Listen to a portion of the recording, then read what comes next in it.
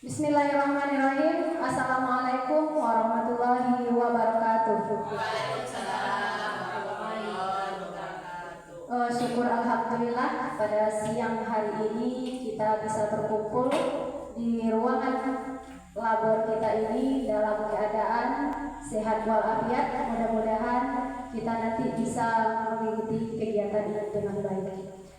Yang sama-sama kita hormati Ibu Kepala Sekolah, Ibu Haja Darmayanti sebagai Kepala Sekolah UPT SD 29 Koto. Seterusnya Bapak Ibu Majelis Guru yang sempat hadir dalam kegiatan aksi nyata saya, yaitu aksi nyata grup penggerak yang mengimplementasikan budaya positif di sekolah kita nantinya.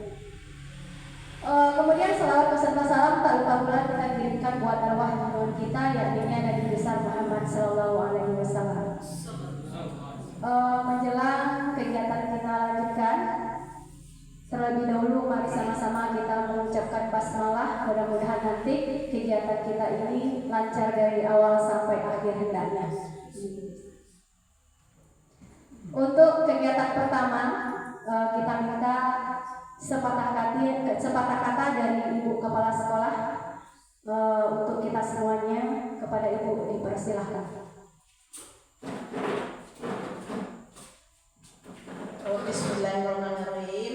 Assalamualaikum warahmatullahi wabarakatuh. Waalaikumsalam warahmatullahi wabarakatuh. Baiklah, yang sama-sama kita hormati ibu-ibu, bapak-bapak, majelis guru yang sempat hadir di ruang labor kita ini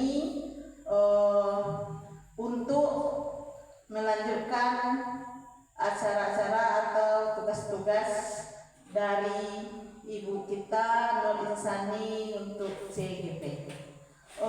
Syukur alhamdulillah, tak bosan-bosannya kita aturkan kepada Allah yang Maha Kuasa, sehingganya kita sudah diberi kesempatan untuk menghadiri acara kegiatan CGP Bu Nur Insani.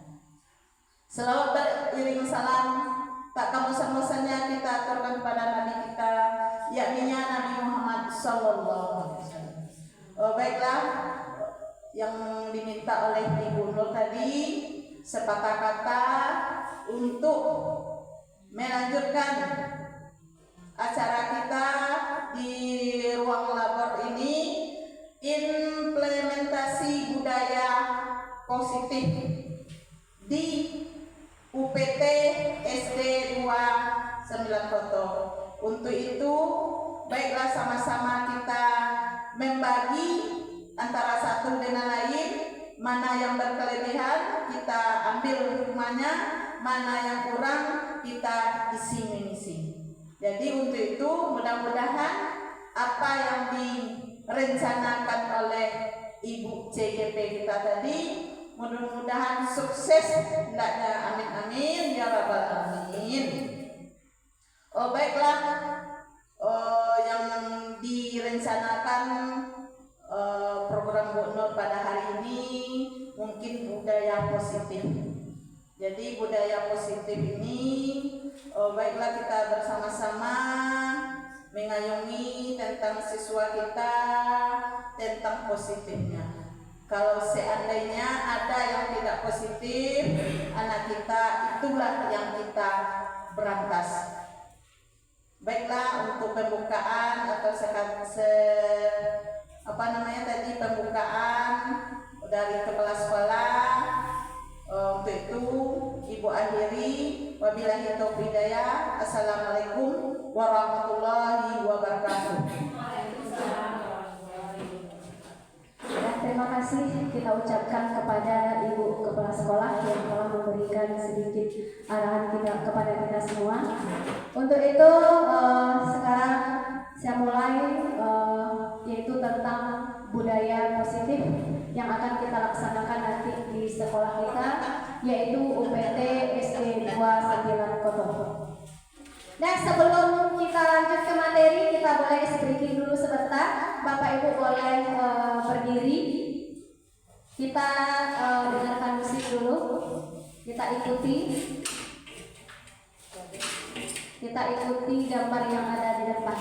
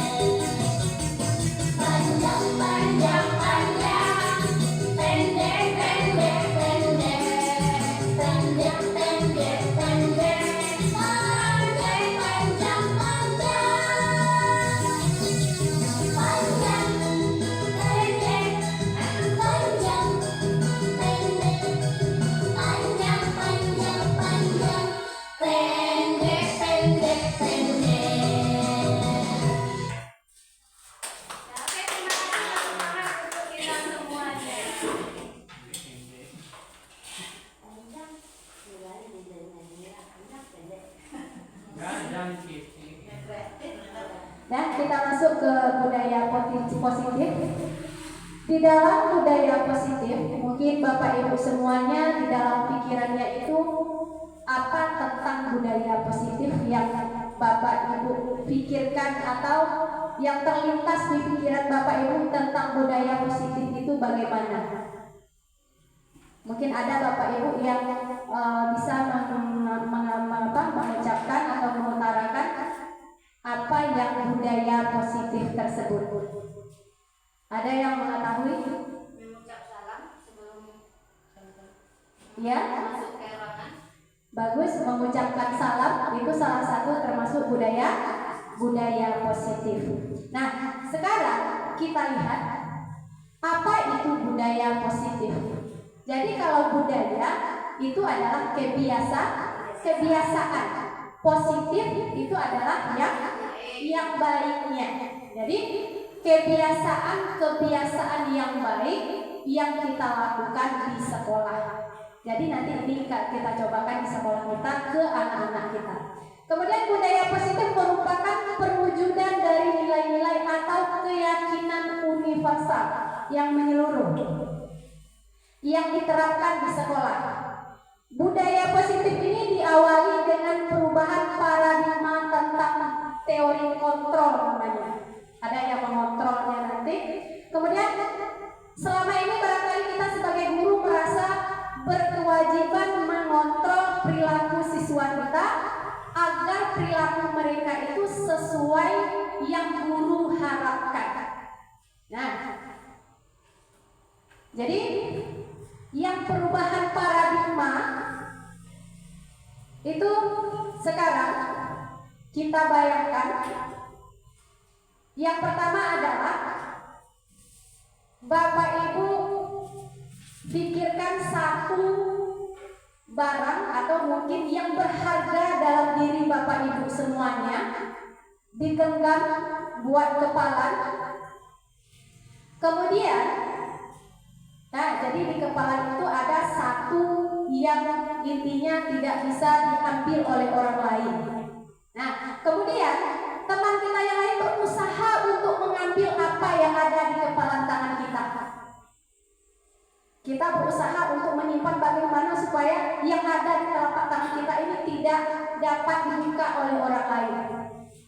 Bagaimanapun caranya orang lain ingin membukanya, baik itu mungkin dengan kata yang sopan mungkin, atau ancaman, atau mungkin kode lagi piti. Ya, bagaimanapun caranya bagi orang lain untuk membuka kepala tangan kita. Kemudian apa yang akan terjadi jika seandainya kita tidak ingin membuka kepala tangan kita tersebut? Jadi itu yang namanya kontrol, ya, stimulus respon.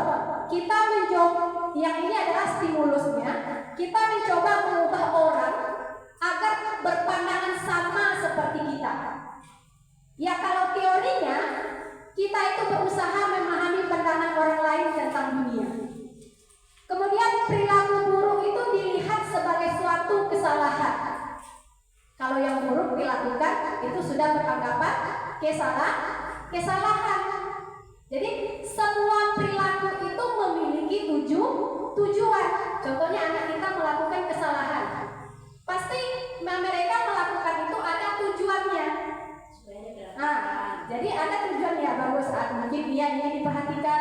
Jadi kalau stimulusnya adalah bahwasanya yang buruk itu sudah kesalahan, tapi yang teori kontrolnya semua perilaku itu ada tujuannya. Kemudian orang lain bisa mengontrol saya. Contohnya, orang lain bisa mengontrol saya, itu stimulusnya. Tapi teorinya tidak. Hanya kita yang bisa mengubah diri kita sendiri. Bagaimanapun orang ingin mengubah diri kita, kalau tidak kita yang ingin merubahnya, tidak akan bisa. Seperti mungkin anak-anak kita di kelas, bagaimanapun susahnya kadang-kadang dengan marah, dengan kasih sayang dan lain sebagainya. Kalau bukan dari anak-anak itu yang ingin berubah, makanya dia tidak akan berubah. Malahan makin dendam dia ke kita. Nah, kemudian saya bisa mengontrol orang lain, itu stimulusnya. Sedangkan teori kontrolnya, kita itu tidak bisa mengontrol orang lain. Kemudian pemaksaan ada pada saat rujukan gagal. Teorinya adalah kolaborasi dan konsensus menciptakan pilihan-pilihan baru. Jadi kemudian model berpikir menang atau kalah, ini biasanya teori kontrolnya berpikir menang. Kalau nggak menang ingin enggak? Nah, jadi ingin menang saja. Jadi bagaimana seseorang itu bisa merubah dari paradigma stimulus respon tadi kepada pendekatan teori kontrol. Bila kita ingin membuat kemajuan, itu perlahan, sedikit-sedikit. Jadi ubah sikap atau perilaku diri kita dulu. Kemudian bila kita ingin memperbaiki cara-cara utama kita, maka kita perlu mengubah kerangka acuan kita, pikiran kita dulu. Kemudian jika kita melihat dunia, maka bagaimana kita berpikir tentang manusia. Ubahlah paradigma kita, skema pemahaman dan penjelasan aspek-aspek tertentu tentang realitas sekarang ini. Ini apa yang makna disiplin itu? Disiplin itu yang artinya belajar. Nah, berasal dari bahasa Latin, itu artinya belajar. Kemudian kata lainnya berkonotasi dengan disiplin diri dari murid-murid secara ini pendapat Plato. Kemudian disiplin diri itu membuat orang itu menggali potensinya menuju sebuah tujuan apa yang dihargai. Namun dalam budaya kita makna disiplin telah berubah menjadi sesuatu yang dilakukan seseorang pada orang lain mendapatkan kepatuhan. Nah, patuh. Nah, itu yang disiplin. Kemudian kecenderungan umum adalah menghubungkan kata disiplin dengan ketidaknyamanan. Kadang-kadang karena kedisiplinan anak-anak tidak nyaman, bukan dengan apa yang kita hargai atau pencapaian suatu tujuan mulia. Nah, jadi Disiplin itu membuat seseorang menggali potensi dirinya kepada tujuan yang mulia, yang dihargai dan bermakna. Dengan kata lain, disiplin itu juga mempelajari bagaimana cara kita mengontrol diri kita dan bagaimana menguasai diri untuk memilih tindakan yang mengacu pada nilai-nilai yang kita hargai atau yang kita inginkan. Dengan kata lain, seseorang yang memiliki disiplin diri berarti bisa bertanggung jawab. Kalau ada disiplin pada diri kita, maka akan timbullah rasa tanggung jawab terhadap apa yang kita lakukan. Nah, ini adalah beberapa nilai-nilai kebajikannya. Nilai-nilai kebajikan atau kebaikan ini berpacu pada profil pelajar Pancasila, yaitu yang pertama beriman dan bertakwa, kemudian mandiri, bernalar kritis, berkebinekaan global, gotong royong dan kreatif. Itu adalah kebajikan universalnya. Nah, sebagai pendidik, itu tujuan kita adalah menciptakan anak-anak yang memiliki disiplin diri, sehingga mereka bisa berperilaku dengan mengacu pada nilai-nilai kebajikan tadi, nilai-nilai yang profil pelajar Pancasila tadi, dan memiliki motivasi intrinsik. Motivasi intrinsik ini maksudnya adalah motivasi dalam dirinya sendiri, bukan karena paksaan. Salah satu contoh, anak itu datang ke sekolah karena memang dia disiplin dirinya ada, bukan karena ingin hadiah, atau bukan karena yang lainnya. Atau mungkin anak-anak kita biasanya dalam guru ingin mendapatkan pujian dan lain sebagainya, tapi bukan karena dari hatinya dia ingin untuk bekerja. Itu yang intrinsik dari dalam dirinya, bukan ekstrinsik. Yang ekstrinsik itu tadi adalah dari luar. Namun sebelumnya kita tentu harus mampu terlebih dahulu mendisiplinkan diri kita dulu, baru kita bisa mendisiplinkan anak-anak kita. Ya, baru bisa menjadi, kita hendaknya bisa menjadi tauladan nantinya bagi anak-anak didik kita. Ya, menjadi. Nah, ini tentang motivasi, hukuman dan penghargaan, kemudian restitusi. Apa bedanya antara hukuman, motivasi, penghargaan, kemudian ada yang namanya restitusi. Nah, jadi ini beberapa teori motivasi dari perilaku manusia. Ada motivasinya itu yang datangnya dari eksternal, dari luar termotivasinya. Kemudian ada yang dari internal, dari dalam dirinya. Yang motivasi eksternalnya, yang pertama untuk menghindari ketidaknyamanan atau hukuman.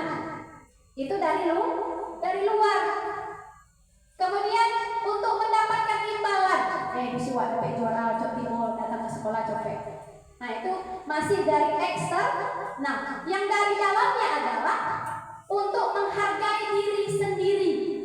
Mulainya kita menghargai diri sendiri dulu. Saya ingin menjadi orang yang seperti apa bila saya melakukan hal seperti ini.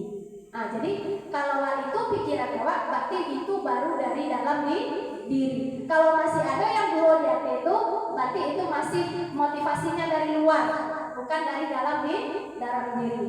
Jadi sekarang kita inginnya, tapi kita mencoba anak-anak kita, mudah-mudahan nantinya bisa motivasinya itu berasal dari dalam dirinya, bukan dari luarnya. Nah, kemudian ini kata merdeka. Kemarin ketika upacara bendera waktu yang dulu, Bu Hamidah berkata yang tentang merdeka. Merdeka kita itu dari hari dengki dan lain sebagainya, kita harus merdeka dari itu. Yang merdeka itu artinya tidak hanya terlepas dari perintah, tapi juga cakap membuat perintah untuk diri sendiri. Kita harus merdeka dulu dari diri kita sendiri, harus memerintah diri kita sendiri dulu, mungkin baru bisa memerintah orang lain. Nah, itu yang merdeka menurut Ki Hajar Dewantara.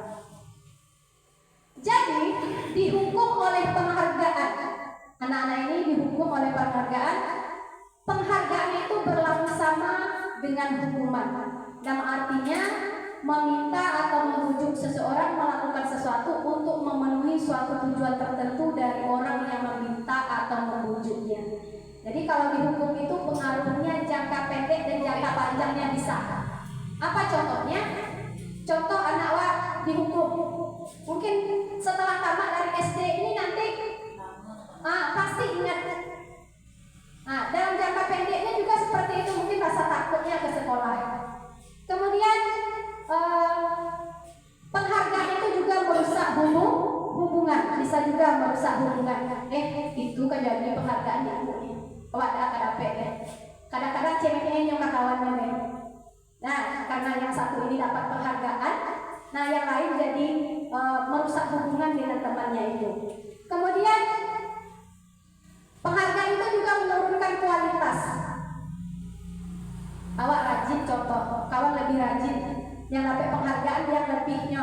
Mundur jo jadi yang mencintai oleh, tidak jadi sama-sama maju. Nah, jadi penghargaan itu bisa menurunkan kualitas, mematikan kreativitas juga. Nah, jadi itu adalah dihukum oleh penghargaan. Ini adalah perbedaan antara hukuman, konsekuensi, dan restitusi. Yang hukuman itu bersifat tidak terencana. Kan ya nak, kadang-kadang anak tiba ke sekolah tidak pakai sepatu, langsung konek hukuman. Itu yang hukuman tidak terencana, langsung pilih sawo. Nah, jadi itu yang hukuman tidak terencana atau tiba-tiba. Murid tidak tahu apa yang terjadi dan mereka tidak dilibatkan. Hanya itu sepihak saja dari guru. Ya nak? Kemudian hukuman itu bersifat satu arah dari pihak guru. Sementara murid hanya menerima tanpa ada kesepakatan atau pengarahan dari guru sebelum atau sesudahnya. Seharusnya bikin perjanjian dengan seandainya ada apa-apa. Iya, hendaknya seperti itu. Kemudian hukuman itu bisa berupa fisik atau psikis. Fisiknya sehingga anak tersakiti oleh perbuatan atau kata-kata. Jadi tersakiti anak itu bukan hanya karena tamparan, ya nak, dicubit, tapi dari kata-kata kita saja sudah membuat anak tersakiti. Nah, dari kata-kata kita itu ke anak itu sudah membuat anak tersakiti. Itu yang hukuman. Jadi hukuman itu satu arah saja. Kemudian ada yang namanya konsekuensi. Nah, konsekuensi ini baru sudah terencana atau disepakati, sudah dibahas oleh murid dan guru sebelumnya. Umumnya dibuat oleh guru dan murid sudah mengetahui sebelumnya, tetapi murid tetap dibuat tidak nyaman untuk jangka waktu yang pendek. Itu kalau konsekuensi. Kemudian restitusi. Restitusi ini adalah proses menciptakan kondisi bagi murid untuk memperbaiki kesalahannya. Itu namanya restitusi. Sehingga mereka bisa kembali pada kelompok mereka dengan karakter yang lebih kuat.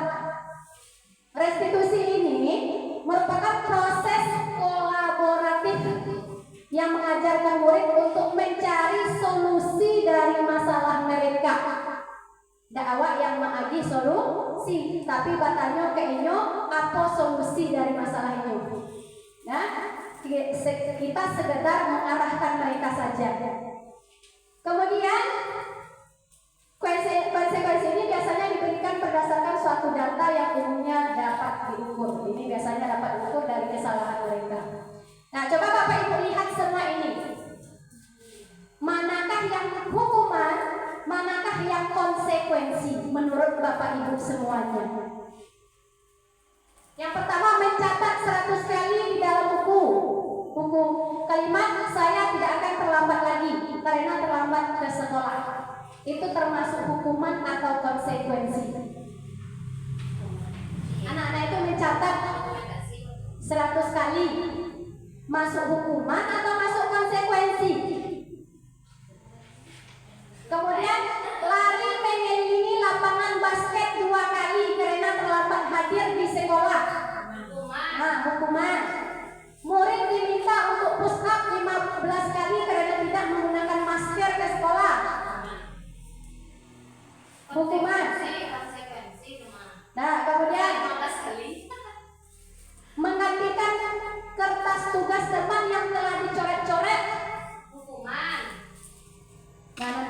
kumpul jawabannya.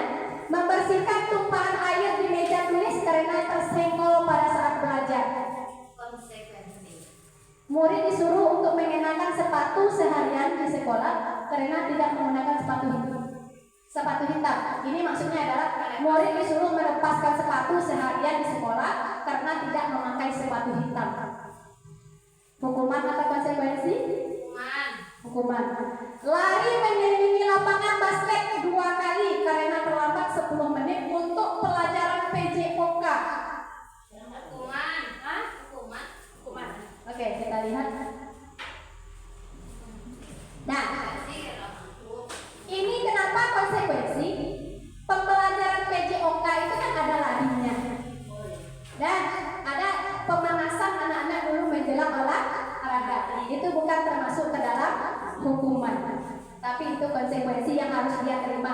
Sudah disepakati terlebih dahulu antara murid dan gurunya. Mungkin dibuat kesepakatan oleh guru dan anak-anaknya. Kalau seandainya lambat datang ke lapangan, ini yang akan diterima. Kemudian kalau membersihkan tumpahan air di meja berarti mengajarkan dia untuk tanggung jawab. Makanya itu konsekuensi. Tapi yang push up ini berhubungan dengan olahraga juga tidak, karena itu baru termasuk hukuman.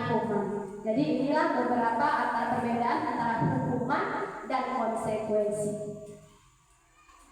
Kita lanjut. Nah, ini adalah perbedaan antara hukuman dan konsekuensi tersebut.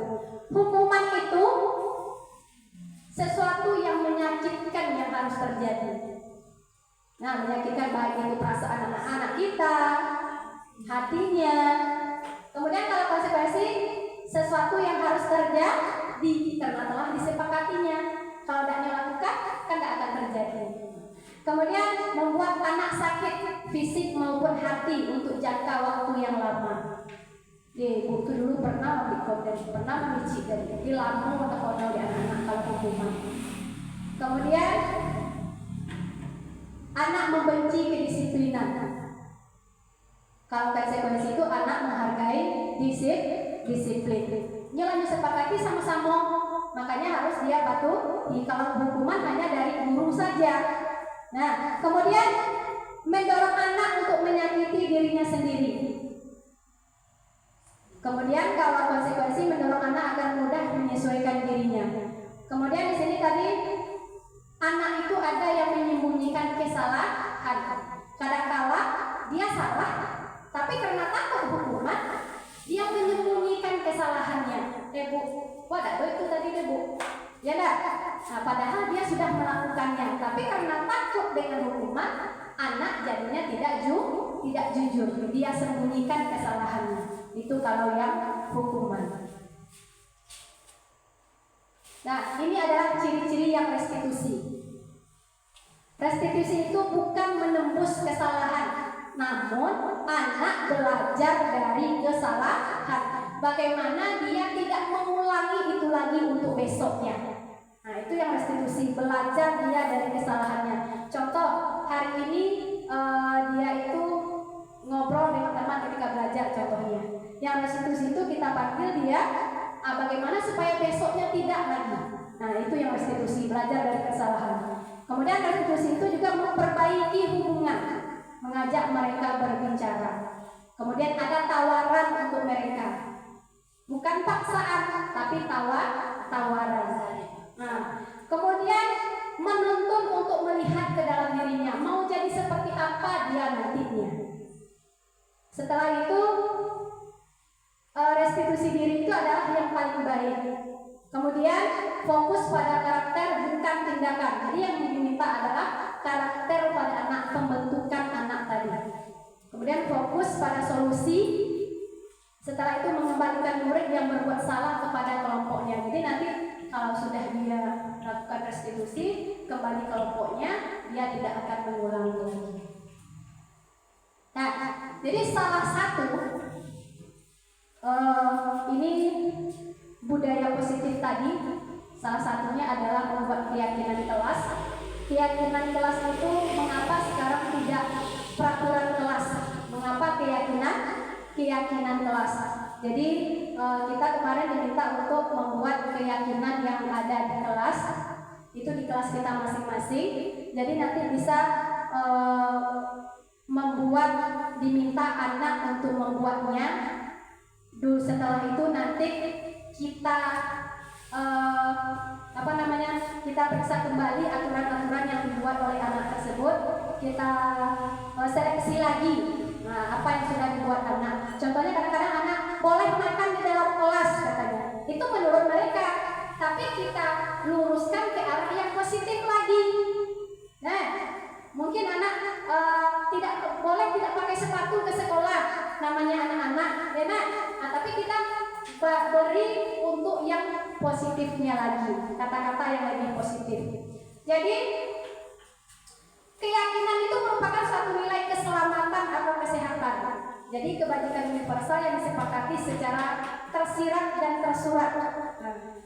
Ini kemudian seseorang akan lebih bergerak dan bersemangat untuk menjalankan keyakinannya daripada hanya sekedar mengikuti serangkaian peraturan tertulis saja. Tidak yang tertulis saja. Biarlah ngenek keyakinan kelas, asalkan terjalani. Tidak perlu panjang-panjang 10 buah loh itu keyakinan di kelas, tapi tidak terjalani di anak-anak, itu juga tidak ada manfaatnya. Ya, jadi biar sedikit tapi itu bermanfaat dan bisa dilaksanakan oleh murid kita. Nah, ini yang peraturan, ini yang keyakinan kelas. Keyakinan kelas itu berupa yang contohnya tanggung jawab, menghormati. Itu yang harus diyakini oleh anak-anak tersebut, bahwasanya mereka harus tanggung jawab, bahwa mereka harus saling menghormati. Nah, kalau peraturan seperti inilah dia, selalu mengembalikan buku pada tempatnya. Itu termasuk peraturan. Jadi yang keyakinannya apa? Tanggung jawab. Berarti anak menjalankan tanggung jawab. Nah, kemudian dilarang mengganggu orang lain. Nah, berarti kita harus menghormati orang lain. Itu yang keyakinan. Yakin juga melakukan itu. Dia akan tanggung jawab, akan menghormati orang lain, kemudian akan berkomitmen, kemudian ada kesehatan, kan dilarang membuang sampah sembarangan. Nah itu, jadi keyakinannya adalah menjaga kesehatan. Nah jadi itu antara peraturan dan keyakinan kelas. Kemarin saya sudah mencoba membuat sedikit tentang keyakinan yang ada di kelas.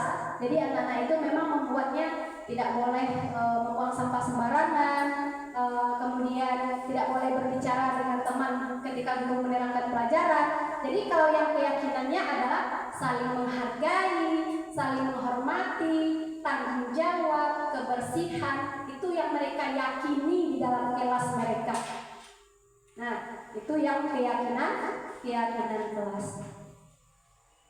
Nah, jadi Bapak Ibu semuanya, manusia itu memiliki 5 kebutuhan. Apalagi anak-anak kita di sekolah, ya nak. Yang pertama mereka ada kebutuhan dasar manusia itu yang pertama bertahan hidup. Kalau bertahan hidup mungkin kesehatan, rumah, makan, minum, ya nak. Itu termasuk kebutuhan untuk hidup. Kemudian ada lagi kebutuhan kasih sayang dan diterima. Jadi mungkin anak-anak kita itu yang banyak sekarang di sekolah. Mereka butuh kasih sayang dan butuh diterima. Nah, kebutuhan akan hubungan dan koneksi sosial, kebutuhan untuk memberi dan menerima kasih sayang, kebutuhan untuk merasa menjadi bagian dari suatu kelompok. Kadang-kadang anak-anakku di rumah tidak mendapatkan kasih sayang dari orang tuanya. Jadi ini adalah salah satu kebutuhan yang harus kita penuhi oleh guru di sekolah tentang kebutuhan mahasiswa kita, yaitu kasih sayang dan merasa diterima. Kemudian ada lagi kebutuhan manusia itu sebagai penguasaan.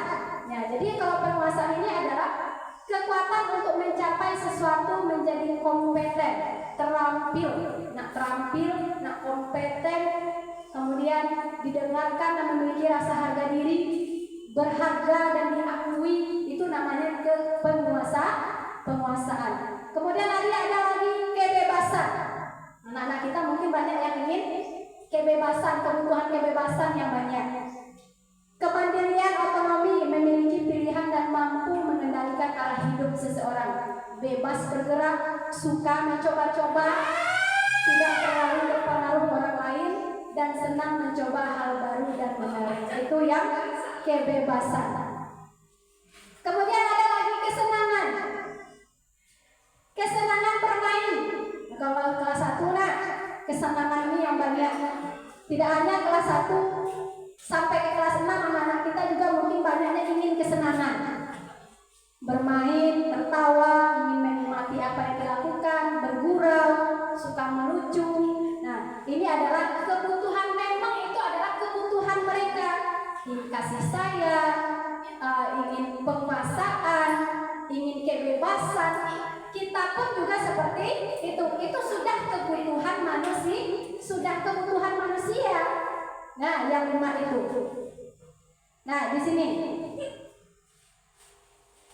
Ini tahun ini Dimas genap berusia 17 tahun. Ia senang sekali ketika ayahnya mulai mengajarkan cara menyetir mobil.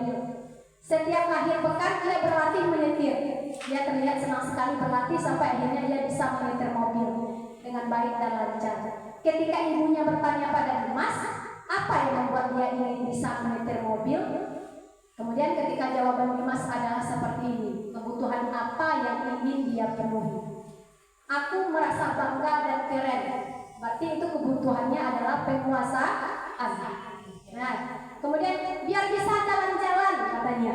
Berarti itu kebutuhan. Yang sama teman-teman. Jalan-jalan sama teman-teman. Butuh kasih sayangnya. Kemudian aku senang bisa pergi ke tempat-tempat yang aku suka. Ingin bebas. Kemudian menyetir mobil itu seru. Itu baru senangnya menyetir mobil. Itu kebutuhannya. Nah, mungkin ini yang tentang kita di sekolah. 5 posisi kontrol diri kita di sekolah. Yang pertama adalah sebagai penghukum. Yang kedua adalah sebagai pembuat merasa bersalah. Nah, jadi kalau yang penghukum, seseorang menghukum bisa menggunakan hukuman fisik maupun verbal. Orang-orang yang menjalankan posisi penghukum senantiasa mengatakan bahwa sekolah memerlukan sistem atau alat yang dapat lebih menekan murid-murid lebih dalam lagi. Kalau penghukum itu biasanya kata-katanya adalah patuhi aturan saya. Nah, ini kata-kata penghukum. Ya, patuhi aturan saya atau awas. Nah, itu adalah apa? Penghukum. Kamu selalu saja salah. Jadi kalau itu sering kita ucapkan kepada siswa kita, kita sudah termasuk ke penghukum. Kemudian guru seperti ini senantiasa percaya hanya ada satu cara agar pembelajaran bisa berhasil, yaitu hanya cara dia saja. Kalau kita sebagai penghukum, tidak mau anak awas. Nah, itu adalah penghukum. Kemudian pembuat merasa bersalah. Di sini kata-kata yang sering dikatakan, kata-kata yang keluar itu dengan lembut. Akan tetapi ini, ibu sangat kecewa sekali dengan kamu. Nah, tuh anak-anak kita merasa bersalah ya. Jadi pada dia kecewa ibu. Kan itu. Nah, seperti itu. Kemudian berapa kali Bapak harus memberitahukan kamu? Bapak kali itu apa kamu ngomongin kok? Nah, ini adalah posisi pembuat merasa bersalah. Jadi murid merasa tidak berharga lagi dan telah mengecewakan orang-orang yang disenanginya. Kemudian sebagai teman, kalau kita guru sebagai teman, kata-katanya seperti ini. Ayo bantulah demi Bapak, atau ayo bantulah demi Ibu. Nah, itu sebagai teman. Kemudian jadi nanti hal negatif dari posisi teman adalah hal positif yang akan didapatkan oleh anak kalau kita sebagai teman. Bila seandainya nanti kita tidak bisa seperti itu lagi, tidak bisa membantu mulai, anak-anak lain anggapan kawan. Ya nak, ibu tuh tidak sayang kalian deh, ibu tuh tidak mau menolong deh. Nah, berarti membuat anak jadinya kecewa. Nah, jadi saya pikir Bapak Ibu teman saya, murid merasa dikecewakan dan tidak mau lagi berusaha. Tiko anak itu membutuhkan awak sebagai teman kayaknya. Nah, bila awak tidak bisa menolong lah, maka anak akan kecewa. Tidak mau kawan itu. Nah, pasti itu yang dirasakan oleh siswa. Kemudian yang keempat adalah sebagai pemantau. Memantau ini berarti mengawasi. Nah, jadi kita mengawasi anak didik kita. Jadi kata-katanya atau pertanyaan yang diajukan seorang pemantau itu adalah peraturannya apa? Apa yang telah kamu lakukan? Nah, itu adalah pemantau ke anak kita memang memantaunya apa yang sudah anak-anak itu lakukan. Kemudian sanksi atau konsekuensinya apa? Nah, jadi ke mereka kita tanya. Jadi seorang pemantau itu sangat mengendalikan penghitungan catatan data yang dapat digunakan sebagai bukti atas perilaku seseorang. Jadi ini biasanya itu adalah sebagai pemantau. Yang terakhir adalah sebagai manajer. Nah, yang manajer itu ini adalah di mana guru berbuat sesuatu bersama dengan muridnya. Mempersilahkan murid mempertanggungjawabkan perilakunya. Itu sebagai manajer. Mendukung murid agar dapat menemukan solusi atas permasalahan dia sendiri. Kemudian bisa jadi di waktu-waktu tertentu kembali kepada kedua posisi. Di sini manajer berkata, biasanya kalau ada masalah, biasanya yang sebagai manajer itu berkata apa yang sudah kita yakini. Makanya kita perlu membuat keyakinan kelas supaya awak buat anak-anak awak itu apa yang sudah kita yakini, apa yang sudah kita buat. Nah, kemudian jika kamu meyakininya, apakah kamu bersedia memperbaikinya? Nah, harus memperbaikinya itu adalah kata-kata seorang manajer ketika anak berbuat salah. Kemudian hal ini menunjukkan apa tentang dirimu? Apa rencana kamu untuk memperbaiki hal itu? Contoh anak berbuat salah, apa yang ingin dilakukan untuk memperbaiki kesalahannya itu? Contoh, mungkin ada anak kita yang salah pakai jilbab. Kita tanya dulu, kenapa? Pasti ada alasan mereka memakai seperti itu. Nah, kadang-kadang basah atau hilang. Tadi Ova ditanya kan jilbabnya beda. Sama nih buku tadi, aku udah baju udah masak. Jadi ada alasannya masing-masing. Anak murid kita pun seperti itu. Mungkin saya sendiri setelah belajar ini rasanya banyak sekali kata-kata yang kurang enak dilontarkan ke anak. Nah,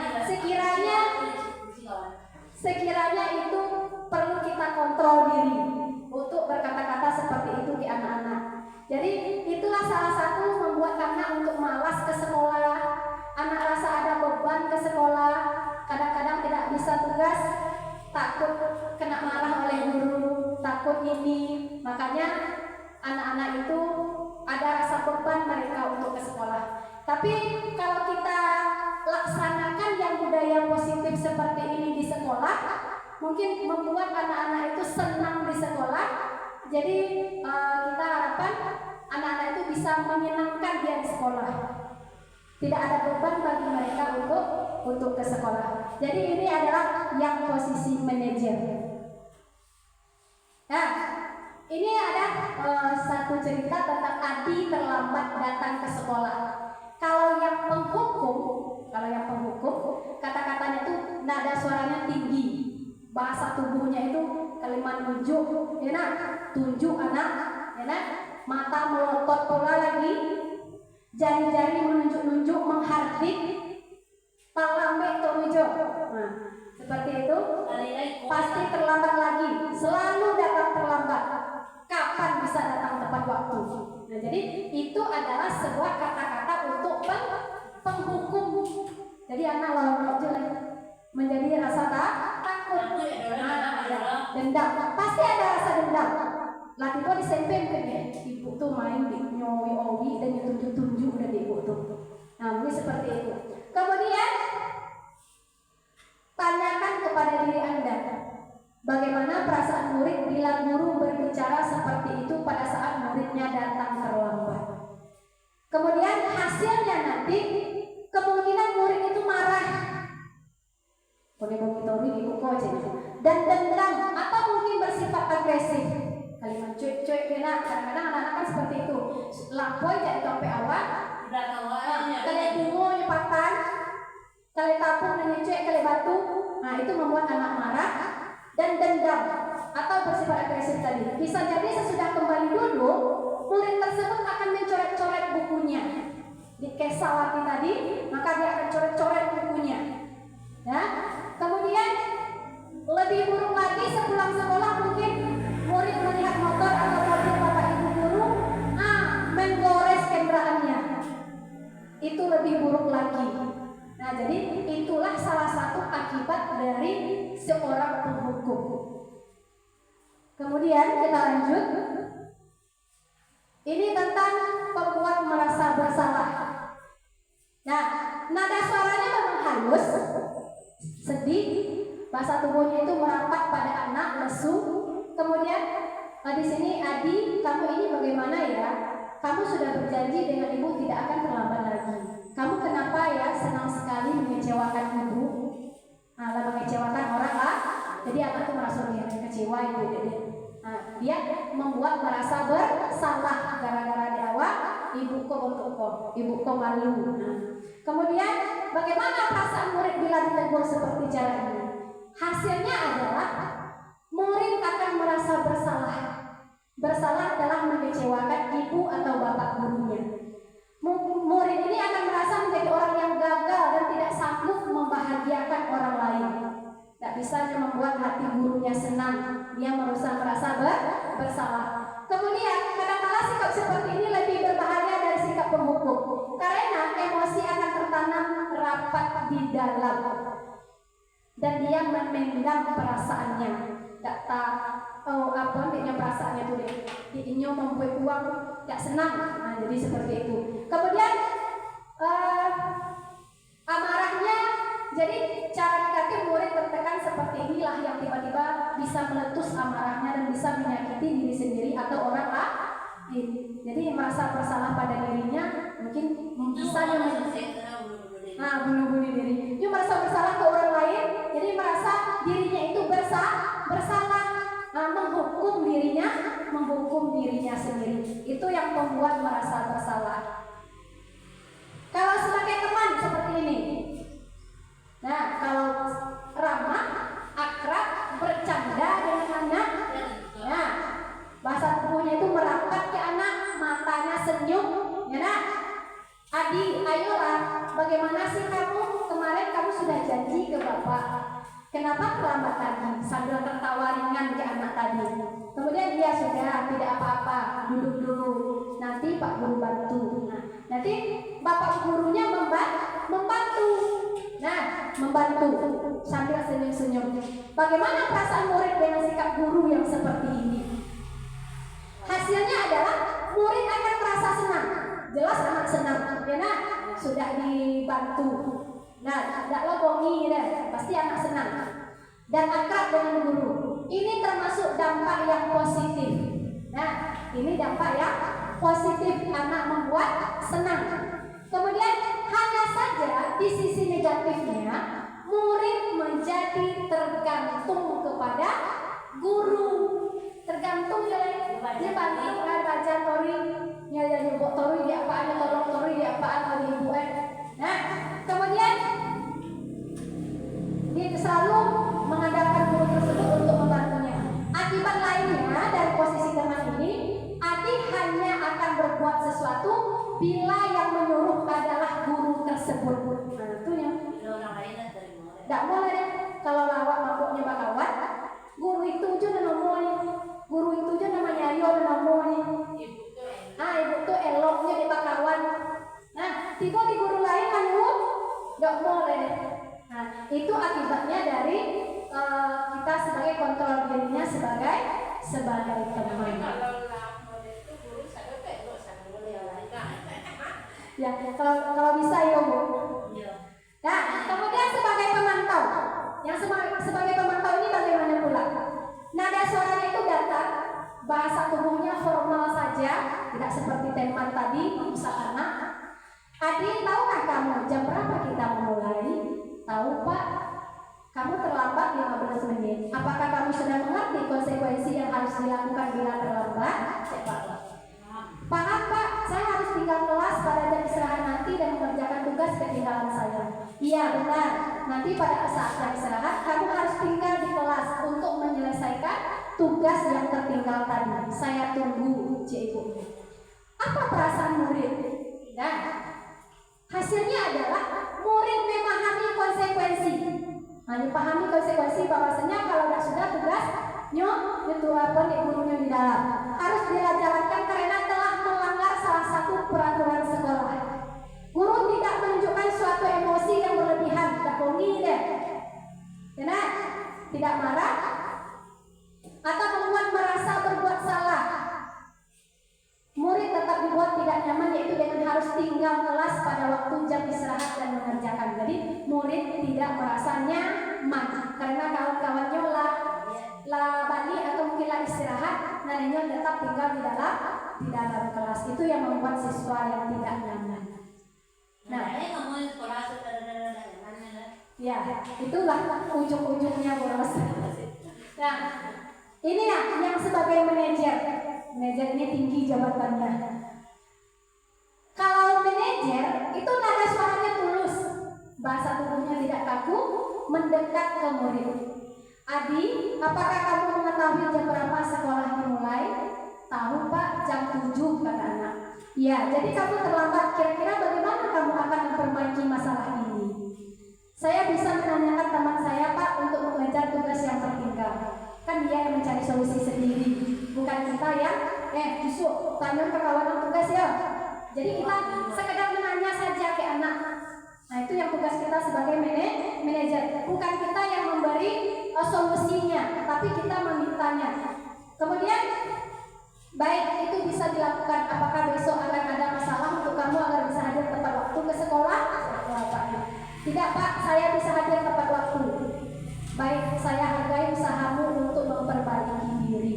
Jadi kita hanya murid supaya dia bisa berubah, memperbaiki dirinya. Pak Kudik lambe ini, lambe ini buat jago. Kadang-kadang Yeri kan seperti itu nak. Dulu sering terlambat, lambe ini buat ibu. Nah kan ditanya ibu kepala, besok copek boy lagi. Nah jadi itu kita tanyakan mereka apa solusi tak besok lagi. Mungkin dia copek dagu atau cari tumpangannya yang lain. Nah, jadi seperti itu kita sebagai manajer. Nah, kan tak sering terlambat dari boros. Itu solusinya boros. Pohon dan soalnya. Nah, ini dia. Yang manakah kita sekarang? Nah, penghukum, pembuat orang merasa bersalah, sebagai teman, sebagai pemantau, sebagai manajer. Manajer itu yang lebih bagus. Jadi mudah-mudahan kalau ada teman, pemantau, manajer, ya nah, asalkan kita tidak menjadi penghukum bagi anak-anak kita. Nah, menghardik, menunjuk-nunjuk, menyakiti, menyindir, nah, itu penghukum tuh. Kemudian kalau kamu tidak melakukannya, awas, rasakan nanti. Nah, diancam. Itu penghukum. Hasilnya, anak itu akan memberontak, menyalahkan orang lain dan akan berbohong. Tidak mulai. Kemudian, kalau pembuat merasa bersalah, guruku berceramah, mengatakan seharusnya begini. Ibu kecewa dengan kamu. Nah, itu pembuat merasa bersalah. Kamu seharusnya kamu sudah tahu ibu lelah sekali mengatakannya, ibu stres. Nah, itu mungkin saya pribadi setelah lihat-lihat seperti ini banyak yang kita lakukan di penghukum dan di pembuat orang merasa bersalah. Ya, belum lembut lagi ke anak-anak. Nah, ini adalah beberapa karakter yang penghukum. Nah, menjadi kawan, kalau menjadi kawan itu seperti itulah Bu. Iya.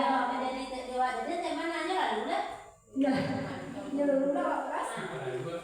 Nah, Inilah cara kita untuk membahas masalah-masalah kalau seandainya ada anak yang bermasalah, namanya adalah segi 3 restitusi. Di segi 3 restitusi ini, yang pertama kita memvalidasi kebutuhan anak itu dulu. Kita validasi anak tersebut dulu. Kemudian kita menstabilkan identitasnya, dan yang ketiga adalah menanyakan keyakinan yang sudah mereka yakini di sekolah. Tidak langsung aja kali bongi deh, ditanyakan dulu. Nah, pada validasi kebutuhan ini pertanyaannya, kamu tentu punya alasan mengapa melakukan ini. Nah, itu namanya menstabilkan, memvalidasi kebutuhan. Apa penyebabnya melakukan itu? Contoh, nyucuk kawan tadi atau nyutecu kawan, pasti ada penyebab dia melakukan itu. Nah, kemudian adakah cara yang lebih efektif untuk mendapatkan apa yang kamu butuhkan? Contoh, ada enggak cara lain selain menyepek kawan itu tadi? Nah, kok langsung coba sepek kawan? Nah, itu jadi itu yang kita tanya ke anak dulu, memvalidasi kebutuhan anak tersebut. Kemudian yang kedua, menstabilkan identitas. Nah, setiap orang itu pasti melakukan kesalahan. Kalau stabilkan ya dulu, ini kan sekarang ini kadang-kadang setiap orang itu pasti melakukan kesalahan. Nah, mungkin kok ibu dulu juga pernah melakukan kesalahan. Nah, itu namanya menstabilkannya dulu, mondoknya dulu. Kemudian kamu bukan satu-satunya yang pernah melakukan ini. Contoh bercokak, kan ada satu-satunya yang pernah bercokak gitu. Nah, tapi distabilkan dia dulu. Nah, itu cara yang kedua. Cara yang ketiga adalah menanyakan keyakinan yang sudah mereka yakini di sekolah ini. Contohnya, nilai-nilai apa yang telah kita sepakati. Kok contohnya di kelas, ini udah bertanggung jawabnya udah rakyat. Nah, itu kan juga termasuk ke dalam masalah. Caranya adalah nilai-nilai apa yang sudah kita yakini di kelas kita. Kemudian, kamu ingin menjadi orang yang seperti apa? Inginnya menjadi orang seperti apa? Apakah ingin menjadi orang yang tidak bertanggung jawab? Nah, jadi kan ini sudah mereka yakini di kelas mereka, pasti mereka tahu apa yang sudah mereka yakini. Jadi ini adalah segi 3 restitusi namanya dalam menyelesaikan sebuah masalah di sekolah. Nah, ini tadi 3 kontrol, menstabilkan identitas. Ini kata-katanya. Bapak Ibu juga buat salah, kita pasti bisa menyelesaikan permasalahan. Mungkin Bapak Ibu tidak tertarik untuk mencari siapa yang salah, tapi kita menyelesaikan masalah. Jadi nanti kalau bercokak-cokak, berarti bagaimana untuk kedepannya lagi?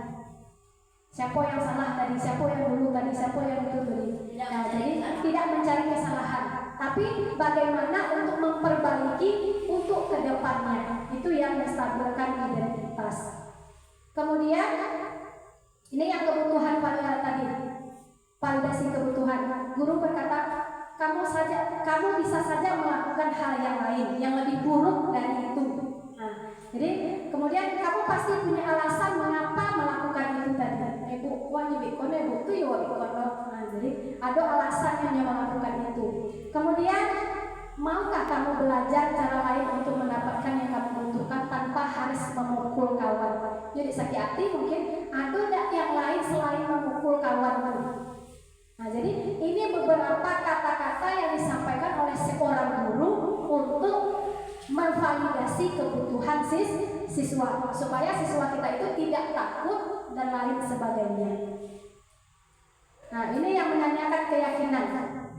Jadi kalau menanyakan keyakinan itu berarti sekolah kita juga sudah ada keyakinan sekolah yang harus nantinya kita tanyakan ke anak-anak kita. Apa yang sudah kita yakini?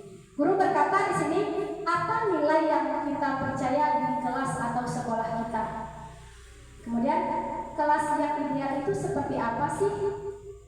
Yang mampu, yang elok tuh. Kemudian kamu ingin jadi anak yang seperti apa? Kalau mau coba tadi, awak tanya dengan kamu ingin jadi anak yang seperti apa nantinya? Kemudian apa yang kamu rasakan ketika kamu melakukan itu? Ketika kamu mencoba, apa yang kamu rasakan? Senangnya Bu, dapat tenju kawan kan percena. Jadi kalau itu ingin jadi seperti apa nantinya kalau itu dilakukan.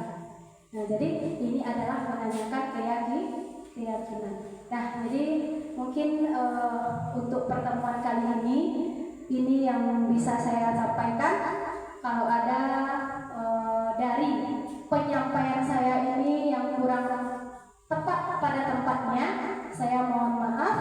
Mudah-mudahan bisa memberi inspirasi bagi kita semuanya dan bisa kita terapkan mungkin seperti yang kata tadi, kita bisa berubah tapi perlahan-lahan, berangsur-angsur.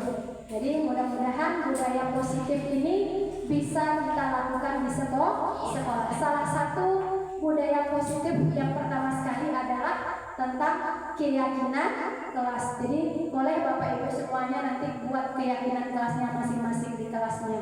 Jadi untuk pertemuan kali ini itu yang bisa saya sampaikan. Saya akhiri dengan wabillahi taufiq wal hidayah. Wassalamualaikum warahmatullahi wabarakatuh.